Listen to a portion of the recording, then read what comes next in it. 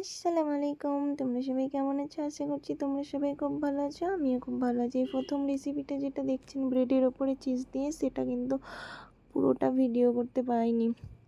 সেকেন্ডটা যেটা আলু দিয়ে চিজ দিয়ে করেছি সেটা ভিডিও করেছি, কারণ ইফতারের সময় হয়ে গেছিলো, হাতে খুব কম সময় ছিল, ওই জন্য আগেরটার ভিডিও করতে পারিনি। একটা বাটিতে আলু সিদ্ধ নিয়ে তাতে বেডকাম, বিভিন্ন ধরনের মশলা যেমন জিরে, ধনে গুঁড়ো, গোলমরিচ, মিট মশলা সব কিছু দিয়ে একসঙ্গে ভালো করে মেখে নিতে হবে। এবং গাজরও দিয়েছিলাম, কুচি কুচি করে কেটে নিয়েছিলাম। তারপরে সব কিছু মাখানো হয়ে গেলে একটু একটু করে নিয়ে ডোয়ের মতন করতে হবে, এবং তার মাঝখানে একটা চিজের টুকরো ভরে দিতে হবে। এবং এই যে দেখছেন লম্বা লম্বা শেপে করে নিচ্ছে, এরকমভাবে বানিয়ে নিতে হবে।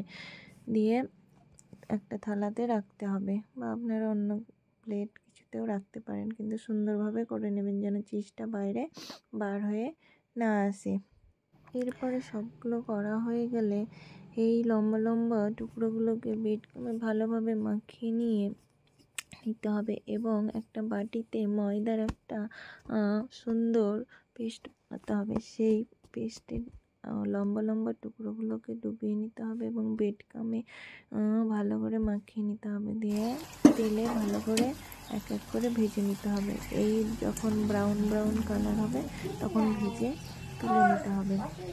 অন্যদিকে আগে থেকে আমার বোন পেঁয়াজ এবং গাজরের বড়া তুলে রেখেছিল, তাতেই এই নতুন রেসিপিগুলো ভেজে ভেজে তুলে নিচ্ছিলাম। দেখতেই পাচ্ছেন কতটা চিজি হয়েছে। ভেঙে দেখানো হয়নি, কারণ ইফতারের আর মাত্র কিছুক্ষণ সময় ছিল, ওই জন্য তাড়াতাড়ির মধ্যে ভিডিও করে নিয়েছিলাম এবং কিছু স্টেপ স্কিপ করে গেছিলাম। প্রায় দেখুন এবার রেডি পুরোটাই ফাইনালি ইফতারের জন্য, এবং সব কিছু সাজিয়ে পরিবেশন করানো হয়েছে। থ্যাংক ইউ পুরো ভিডিওটা দেখার জন্য। নেক্সট ভিডিওর জন্য সাবস্ক্রাইব